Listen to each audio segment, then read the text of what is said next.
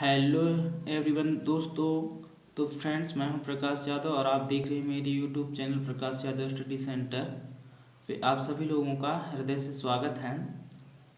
तो फ्रेंड्स, आज का प्रश्न है 12, 15 और 21 का अभाज्य गुणनखंड विधि से एचसीएफ और एलसीएम ज्ञात कीजिए। तो हमें एचसीएफ और एलसीएम ज्ञात करना है 12, 15 और 21 का। तो चलिए फ्रेंड्स, हल करते हैं। हल 12, 15 और 21 का एचसीएफ तथा एलसीएम निकालना है हमें, है ना। तो सबसे पहले क्या करते हैं फ्रेंड्स, इससे पहले हम बहुत से संख्याओं का मतलब एचसीएफ और एलसीएम निकाल लिए हैं अभाज्य गुणनखंड विधि से।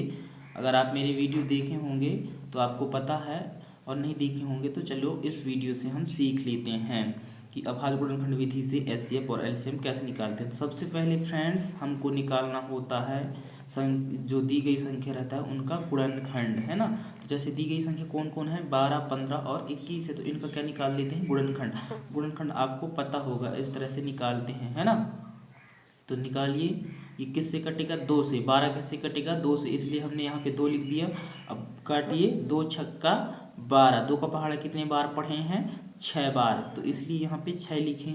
2 का पहाड़ा 6 बार पढ़ेंगे तब 12 आएगा, चूंकि यहाँ पे 12 है तो मतलब 12 पूरा कट गया। किससे, 2 से। कितने बार पढ़े तो 6 बार पढ़े। तो इसी तरह से अभी यहाँ पे 6 को भी काटना है, तो 6 किससे कटेगा, 2 से ही कटेगा। तो 2 का पहाड़ा कितने बार पढ़ेंगे,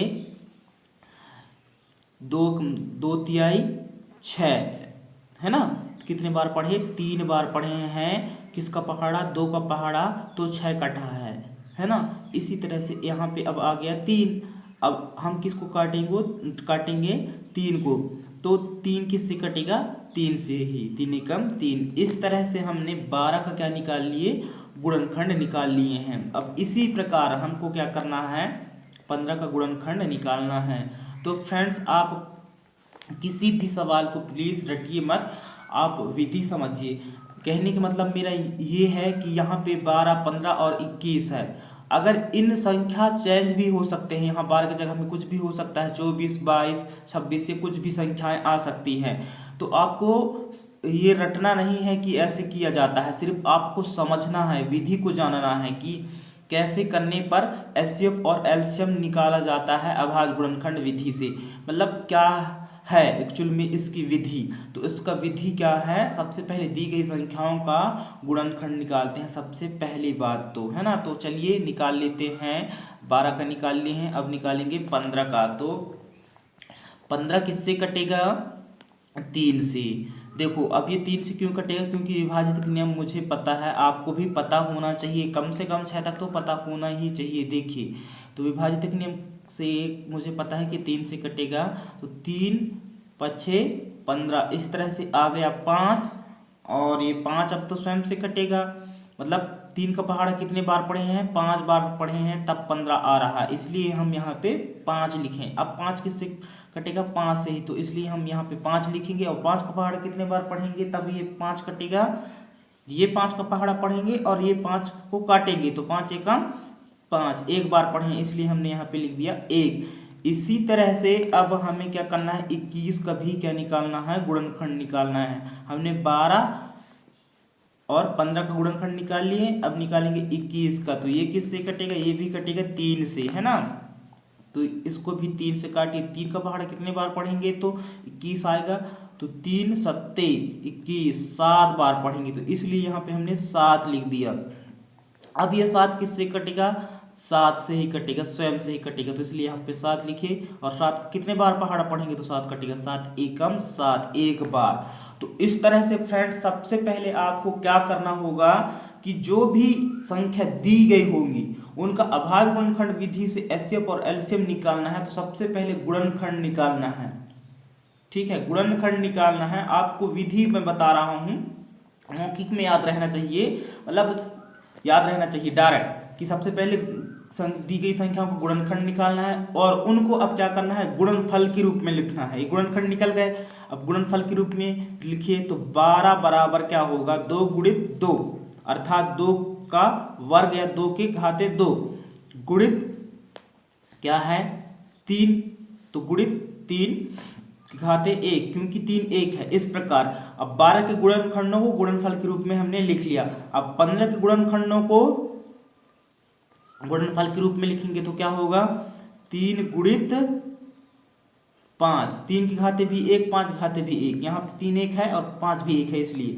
इसी प्रकार यहाँ पे क्या है, 21 है, तो 21 गुणनखंड क्या है, 3 की घाते 1 गुणित 7 घाते 1, किस लिए, क्योंकि 3 1 है और 7 1 है। तो हमने 12, 15 और 21 के गुणनखंडों को गुणनफल के रूप में लिख लिया।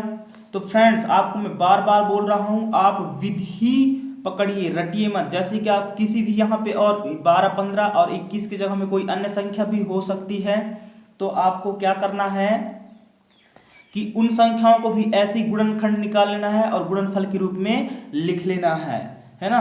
अब हमें क्या करना है, अब इनका एचसीएफ निकालना है। तो यहाँ पे लिखिए अतः, सबसे पहले लिखिए अतः 12, 15 और 21 का क्या HCF बराबर, ऐसे लिख दीजिए। अब देखिए इन तीनों के गुणनखंड में कौन कौन मिल रहे हैं, कौन उभयनिष्ठ है। तो यहाँ 12 गुणनखंड में 3 है और 15 गुणनखंड में भी 3 है और 21 के गुणनखंड में भी 3 है। तो इस तरह से इन तीनों के गुणनखंड में सिर्फ ये 3 और ये 3 मिल रहा है। उसके अलावा अब यहाँ पे 2 है उस 12 गुणनखंड, यहाँ पे 5 है और यहाँ पे 7 है। ये 7 ना तो यहाँ पे भी नहीं मिल रहा है, यहाँ पे भी नहीं मिल रहा है, और ये 2 यहाँ पे भी नहीं मिल रहा है और यहाँ पे भी नहीं मिल रहा है, और ये 5 यहाँ पे भी नहीं मिल रहा है ना, यहाँ पे भी नहीं मिल रहा है। सिर्फ 3 एक ऐसा गुणनखंड है जो यह क्या तीनों जगह पे मिल रहा है, 12 में भी मिल रहा है, 15 में भी मिल रहा है और 21 में भी मिल रहा है। तो इस प्रकार जो उभयनिष्ठ गुणनखंड है ये तीन क्या कहलाएगा, एक उभयनिष्ठ गुणनखंड कहलाएगा। ये इसको ऐसे लिख कर दीजिए, ये तीनों मिल रहे हैं 12 में भी, 15 में भी और 21 में भी। तो ये उभयनिष्ठ गुणनखंड को हम जो मिल रहा है उसको ही क्या कहते हैं, HCF कहते हैं। तो यहाँ पे सिर्फ 3, 12, 15 और 21 का जो HCF होगा वो कौन होगा, 3 होगा। उम्मीद करता हूँ फ्रेंड्स कि आप समझ पाए होंगे। अगर फ्रेंड्स आपको ये वीडियो अच्छी लगी हो और जानकारी समझ में आ रही हो तो प्लीज़, अगर चैनल पे नए हैं, चैनल सब्सक्राइब नहीं किए हैं तो चैनल को सब्सक्राइब कर लीजिए, क्योंकि इसी तरह की वीडियो आपको डेली मिलती रहेगी।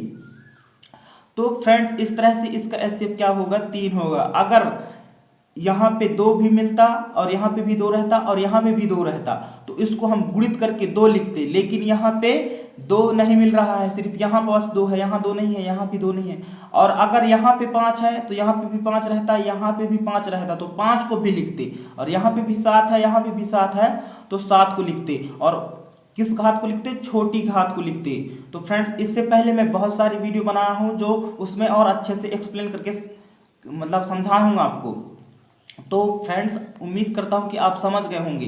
तथा अब हमें क्या करना है फ्रेंड्स, तथा इन 12, 15 तथा 21 का जो LCM होगा वो क्या होगा, LCM। अब इसमें क्या करना है फ्रेंड्स, देखिए उभयनिष्ठ लेना है सबसे पहले इनमें से भी, तो इनमें से इन तीनों को एक बार ले लेते हैं, ठीक है, इन तीनों में से एक बार ले लेते हैं। यहाँ भी 3 है, यहाँ भी 3 है, यहाँ भी 3 है, तो इन तीनों में से सिर्फ एक बार ले लेते हैं। उसके बाद क्या करते हैं फ्रेंड्स, जो नहीं भी मिलता है उसको भी लेते हैं और बड़ी घात को लेते हैं, है ना। तो यहाँ तो सिर्फ ये नहीं भी मिल रहा है और बड़ी घात भी है, तो यहाँ पे लिखेंगे 2 गुणित 2 का वर्ग गुणित, अब यहाँ से ये 3 और 2 तो लिख लिए, यहाँ से ये वाला 5 लिखेंगे, ये 3 तो ऑलरेडी एक साथ ये लिखा गया है पहले से 3, तो यहाँ से हम लिखेंगे गुणित 5। अब यहाँ से ये 3 भी लिखा गया है क्योंकि इन तीनों में से एक 3 लेते हैं, तो यहाँ से गुणित लिखेंगे हम 7, इस तरह से। अब फ्रेंड्स क्या करना है हमें, अब इनको गुणा करना है, तो 3 तो जो कि त्यों उतर गया, गुणित 2 का वर्ग है अर्थात 2 गुणित 2 गुणित 5 है तो 5 गुणित 7 है तो 7। अब बराबर गुणा कीजिए, 3 दूना 6, 6 दूना 12, 12 पंछे 60 और 60 सत्ते तो आप 6 का पहाड़ा पढ़िए, 6 6 36, 6 7 42, 6 7 42 तो 42 लिखिए, 6 7 42 क्यों 60 है इसलिए, तो 6 का पहाड़ा पढ़े हैं, शून्य छोड़े हैं तो शून्य लिख लीजिए। अगर आपको समझ में नहीं आया है तो यहाँ पे मैं फिर से समझा दे रहा हूँ, देखिए 3 दूना 6 और 6 दूना 12 और 12 पन 6, 60 आ गया यहाँ तक, है ना, तो 60 आ गया। फिर गुणित क्या है 7 है, तो गुणित 7। अब मैं यहाँ पे क्या किया हूँ 6 छंग 36 और 6 7 42 किया हूँ, तो 6 7 42, उसके बाद ये शून्य को छोड़े थे तो यहाँ पे आप शून्य लिख दीजिए, तो कितना आ गया 420 आ गया। इस तरह से मैं यहाँ पे 420 लिखा हूँ। तो ये जो आया है 420 फ्रेंड्स, ये क्या है, अरे यार 420 जो आया है ये क्या है फ्रेंड्स, ये है 12 15 और 21 का LCM. Thank you so much friends video पूरा देखने के लिए। और प्लीज़ फ्रेंड्स अगर आप चैनल पे नए हो तो प्लीज़ चैनल को सब्सक्राइब कर लीजिए और वीडियो को लाइक कर लीजिए और एक अच्छा सा कमेंट्स कर लीजिए जो आपको अच्छा लगा हो। Thank you so much.